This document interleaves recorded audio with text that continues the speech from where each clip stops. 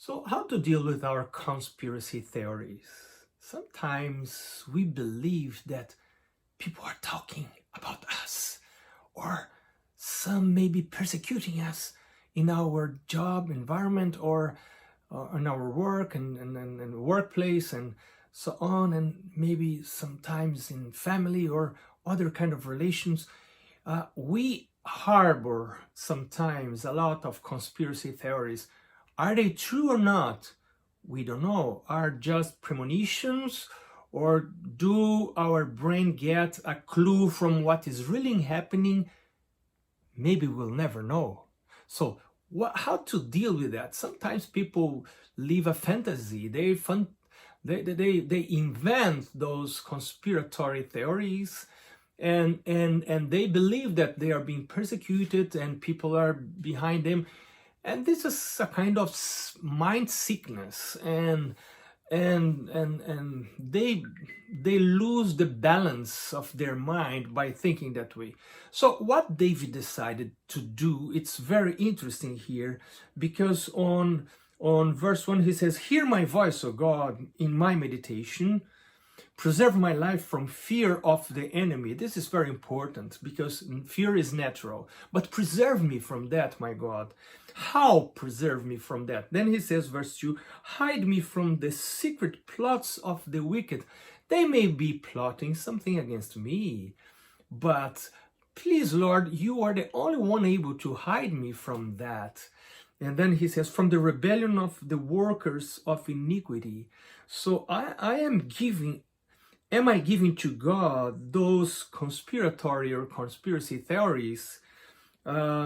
Or are they, if they are real or not, I don't know, but I can give them to God. He is able to deal with that. And the Bible says in the book of Romans chapter 8, if God is for us, who will be against us? And then he expects God's reaction. On verse 7 he says, "But God shall shoot at them with an arrow."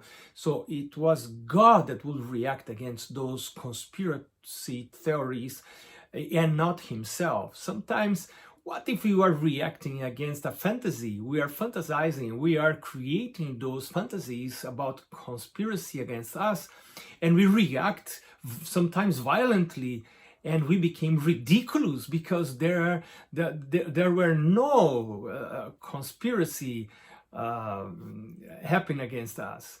So instead of becoming ridiculous, David decided to give to God the right of acting in his behalf and not his own hands. This is very characteristic on David. He tries not to take the action himself in these cases when people are persecuting him, his enemies, but he gives to God. And then he says to God the right to act in his behalf. "Surely they shall be wounded, so he will make them stumble over their own tongue. All who see them shall flee away. All men shall fear and shall declare the work of God." And then he says in verse 10, "The righteous shall be glad in the Lord and trust in him, and all the upright in heart shall glory." Just a last thing, how to be righteous. Bringing our failure, our sicknesses, our sinfulness to God, confessing that to him, and asking him to cover us with his grace, with his mantle. May the Lord bless you today and give you righteousness, his righteousness.